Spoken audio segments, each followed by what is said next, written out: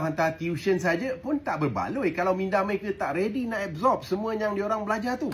Anak nak SPM, bila waktu terbaik nak push anak untuk study? Jawapan pakar, sekarang. Bukan lepas trial, bukan 2-3 bulan sebelum nak SPM tu. Tambah pula SPM tahun ni diawalkan ke bulan Disember kan. Nak pula tahun ni merupakan batch pelajar yang tak pernah jumpa exam besar sebab PMR dah dimansuhkan.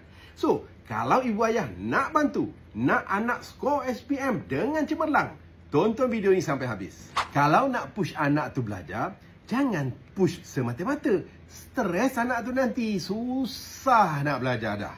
Kan? So, dari sudut luaran, nak kena bagi nasihat, motivasi sikit, find out apa yang mereka select, cuba dapatkan kelas tuition yang berkenaan. Tapi, bagaimana dari sudut dalaman otak ni pula? Tahu tak?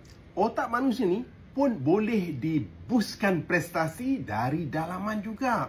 Nah, ibu ayah pun boleh mainkan peranan dengan memastikan otak anak-anak itu perform pada tahap yang terbaik dengan top upkan nutrisi yang benar-benar diperlukan oleh otak. Macam Mindtropic ni yang boleh bantu tingkatkan lagi brain performance tu. Nak cover subjek dari Form 4 sampai Form 5 tu bukan senang. Otak memang kena mantap, nak fokus, nak fahamkan, nak absorb semua yang anak kita pernah belajar tu. Mindtropic ni bagi saya lengkap dengan apa yang otak kita perlukan untuk bijak berfikir dan menghafal. Dalam ni ada phosphatidylserine, yang mana phosphatidylserine ini boleh lajukan pergerakan maklumat dekat dalam otak tu supaya anak cepat catch up pelajaran. Bayangkan macam kita tambah RAM komputer lah, tapi yang ni kita upgradekan RAM yang lebih power untuk otak anak anda. Satu lagi yang saya tertarik tentang phosphatidylserine ni, dia boleh stabilkan dan optimumkan pengeluaran 4 bahan kimia otak ataupun yang kita panggil sebagai neurotransmitter untuk anak belajar dengan lebih baik, macam acetylcholine untuk tingkatkan keupayaan memori, norepinephrine supaya kita boleh fokus dan membuat keputusan yang baik, dopamin pula untuk tingkatkan motivasi anak-anak untuk belajar, dan juga serotonin yang boleh tingkatkan mood ceria supaya anak-anak kita tu rasa minat dan happy nak belajar. Bukan phosphatidylserine aja, dalam Mindtropic ni juga lengkap dengan bahan-bahan seperti ashwagandha KSM 66 dan bacopa monnieri yang boleh kawal mood, kawal stres anak-anak supaya diorang boleh belajar dengan baik dan tenang.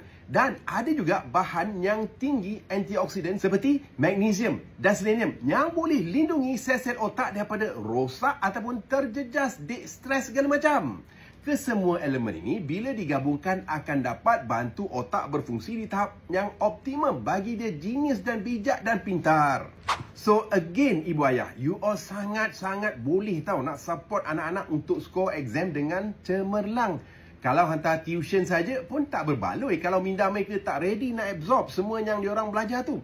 So, bagi galakan dan dorongan, jaga pemakanan mereka. Dan ni sekali, Mindtropic. So, siapa yang dah pernah bagi anak mereka Mindtropic ataupun mungkin diri sini dah pernah amalkan Mindtropic ini, cuba komen apa perubahan positif yang anda alami. Macam biasa, jangan lupa like, save dan share video dekat semua parents-parents yang anak mereka nak ambil SPM, okey?